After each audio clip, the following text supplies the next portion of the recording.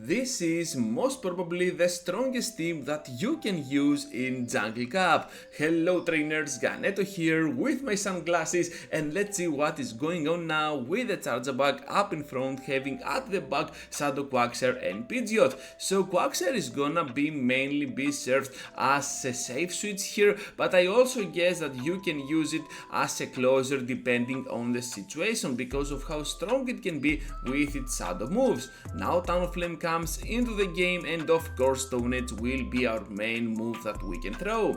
At this point I'm thinking that perhaps I need to keep my shields for my backline, and before we go down we still have one more move to go.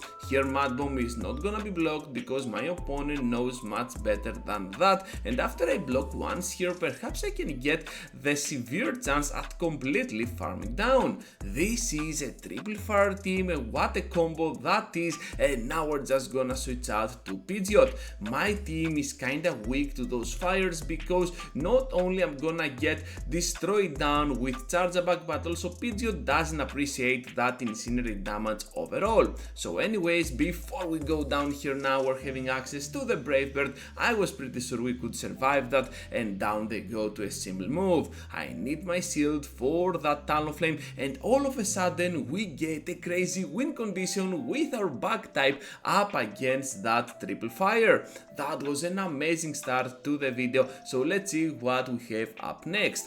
Ampharos is gonna be our next lead opponent. Of course we need to stay in here, and I'm never gonna throw on that CMP. I will try to go always for the overfarm just in case my opponent decides to switch out. Now on the CMP I decide to throw, which is a crucial mistake as I have just said, because at least we can go ahead and push for the knockout. Let's see how our opponent decides to take this matter into their hands, because now they are one behind than we are, and we can still reach to another X-Scissor for the knockout. This is gonna be looking super good for us because now Quagsire can return into the battle and absolutely destroy down Ampharos, but in the process we need to respect the damage from Trailblaze. That's why I decided to block. Anyways, now with Vigoroth coming into the game, we're having a lot of action by our spammy moves, and I decide to catch the bot slam on Pidgeot. Doing that, we can absolutely get ahead on energy here as they're charging up to another bot slam, and I decide to block it because it cannot be a rock slide, but still we're kinda low, so I guess we need to protect our Pidgeot at this point. Now let's see what they have at the back. It is gonna be a Pidgeot of their own. They're trying to catch the move. This is not gonna happen, and now their own Pidgeot is gonna be obliterated down by our own. Brave Bird for the win, and one Mud Bomb later, which is resisted, we managed to get a severe victory for our team. Into the next battle now with the Magnezone up in front. We might not have the perfect alignment here with Quagsire over Magnezone, but at least we do not have it over our Pidgeot, so this is kind of a win-win scenario for us, even if we're countering this Magnezone with our Charjabug. Eventually we're gonna fall down here, and of course my opponent is gonna reach to back-to-back moves. This is gonna be a mirror shot though, which means that we can easily survive it with 1 HP left, and now X-Scissor will most likely grab their second shield out of play. Now with Quagsire coming into the game and them being severely glassy, and of course in combination with the debuffs, we can absolutely finish this Pokemon off. Of course now they switch out to Toxapex, and you know what, this is gonna be looking like a pretty nice sweep for our Quagsire, because not only Magnezone but also Toxapex is gonna struggle a lot against those ground moves that we have, and after we overfarm a ton of energy we can still guarantee the knockout with the final Mud Bomb. Let's see how my opponent decides to play this, because it all depends on their final Pokemon, and they have a Cradily. So the battle is definitely not over yet, but at the same time we have so much energy to spare. Another move, this time the Mud Bomb on their end, and they're getting significantly low. Even if they hit us here with a rock slide, I'm pretty sure we can survive at least one and still guarantee the farm down. I'm not gonna go for any move here, just gonna go for those wing attacks and get the victory even up against the severely hurt Magnezone.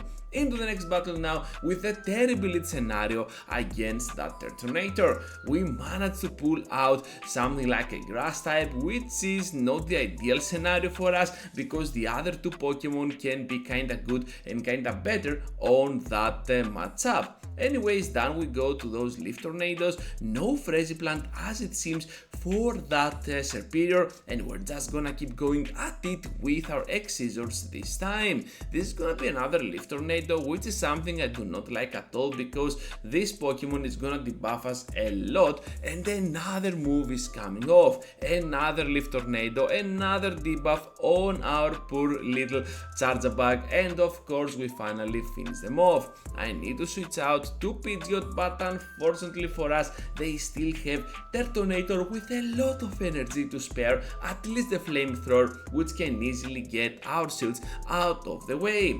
So Brave Bird now will be blocked by my opponent, and that was my only chance in victory if they let that move go through. So my opponent is absolutely gonna hard counter me, and down we go. Into the next battle now with another hard counter. This time Skeletor is up in front, followed up by a Poliwrath. What can we do on this incident? So I'm just gonna take the move and still throw my Mud Bombs, I guess, or not. This is gonna be kinda interesting because I do not remember at all. So they end up going for the Scald. I decide to take the move. Most probably I should have gotten my hands on the shield and still farm down, but it is what it is. Anyways, now Skeletor returns into the battle, and of course we need to respect the damage from those Shadow Balls. So Disarming Voice now will be blocked instead, and now Discharge will connect for a little bit of extra pressure. Right after X-Scissor to get the shield out of the Fire type, and I'm just gonna switch out immediately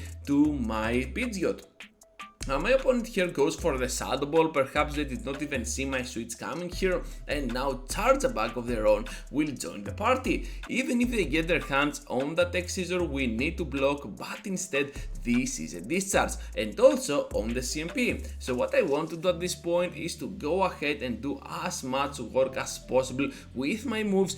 However, I want to debuff them also as much as possible because they want to spend their final shield here, and after all of those debuffs perhaps we can survive the X-Scissor.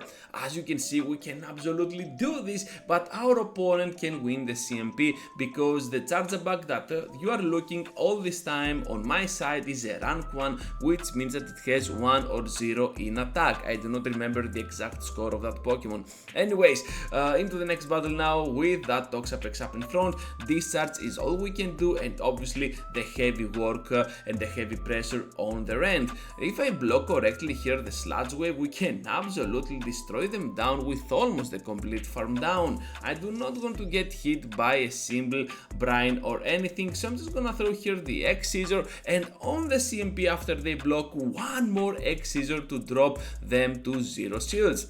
I guess that whatever that is, we can easily survive it, even the Brine, and now they switch out to their Charjabug. This is absolutely wonderful news for us because we can easily survive one charge attack while we can still reach to those Stone Edges for the immediate knockout before they reach to another X-Scissor for sure. Down they go, Toxapex returns for no reason at all, and now Vigoroth will join the party. We're having a little bit of extra energy here, and I guess it is time for us to use it.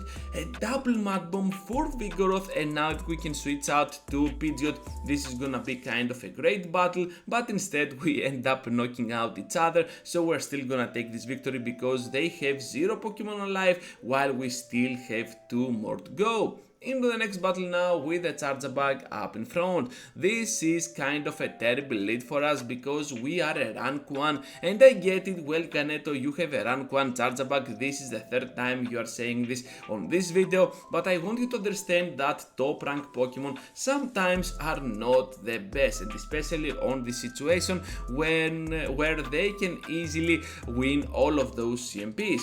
Eventually though, my opponent decides to switch out to Quagsire, and I know that even a Stone Edge, which is gonna hurt us a lot, can easily be taken by our Pidgeot because those Mud Shots are never gonna be enough to destroy us down. After the Brave Bird, they reach to Aqua Tail, and all we need to do here is to farm a little bit extra with Charjabug.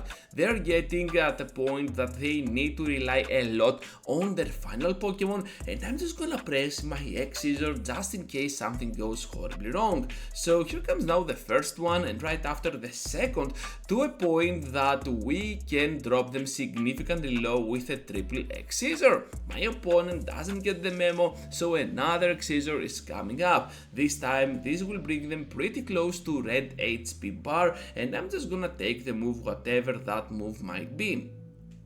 Now with the Quagsire returning into the game, I guess my only chance here is to rely completely on that Pokemon. So I can easily overcharge a lot here at the point that on the CMP we can throw that Mud Bomb. They decide to block, which is pretty crucial at this point, and of course we're just gonna keep going at it with more farm down. Charjabug joins the party, we got access to our Mud Bomb to destroy them down. All we need is another Mud Bomb. We have already been there to the double nuke, and down they go to the double spam attack. Actually, not even a nuke, but still it does its work with the Mud Bomb. Into the next battle now with Shadow Whiskas up in front. This is a Pokemon that I do not like at all with my team. It has pretty neutral matchups against my entire line, and also it can provide some extra pressure with the debuff. So I'm just gonna stay in here, see how this goes, and of course they apply the debuff as soon as they get there. Anyways, now on the CMP we meet up on with that Tentacruel with the Scald, but I guess before they unleash the Scald we can easily go ahead and throw them to 0 HP back to Tartarus with that Mud Bomb. Another Mud Bomb, this time on Ferrothorn, which is a Pokemon that I haven't seen enough yet, at least this second week of Summer Cups rotation, and I'm just gonna keep going at it, I guess, with Charjabug. We have a lot to offer with our X Scissors, and even if they catch here on that Whiskas, we can still provide some extra pressure with our Pokemon. I decide to snipe them down with my Pidgeot. This is gonna be looking pretty good for us, and now with a Feather Dance we can drop them even lower and of course have a much safer environment with that debuff.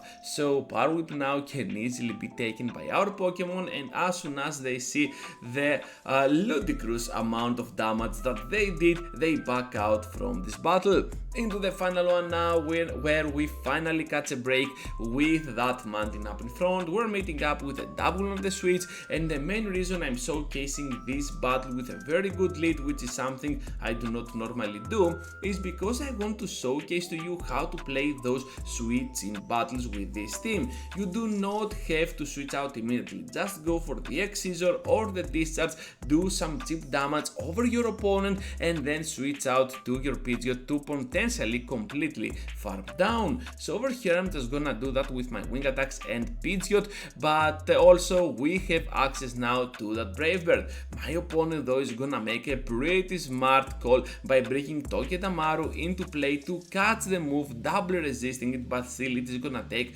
quite the damage. And all we need to do here is to switch out at some point on our Charjabug because they're switch locked in there with us. Now with the Discharge we managed to do so much damage over their end, and even if they get here to the Water Pass we can still survive it. One more move before we go down and Togedemaru is in a critical situation. All we need to do here is to completely farm down with our Mud Shots, and I guess that even after the Wild Charge we can easily survive that move, keeping the shield alive and our dream to the perfect score. That is gonna be all for today, trainers. Thank you for watching, for staying around till the end. It really means a lot for my channel. Before you go, leave a huge like, subscribe to my content, and over here I have 2 more videos for you to check out. Continue your Ganeto journey here on YouTube with these 2 videos, and I hope to see you all into the next one.